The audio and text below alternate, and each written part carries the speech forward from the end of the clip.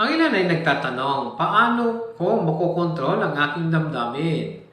Tingnan mo ang payo ng Kawikaan 22:24. Ganito ang sabi, huwag kang makisama sa taong mainitin ang ulo o makipagkaibigan sa taong magagalitin. Paminsan-minsan, di natin mapigilan yung ating galit o kaya naman, nadadaig tayo ng labis na kalungkutan. Paano natin makokontrol yung ating damdamin? Subukan mong sundin ang payong ito sa Kawikaan 22:24. At hindi ito dapat baliwalain. Kapag nag-apoy ka sa galit, baka makagawa ka ng mga bagay na pagsisisihan mo sa bandang uli.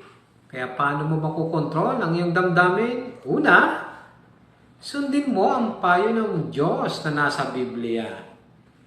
Gusto mo magsubukan?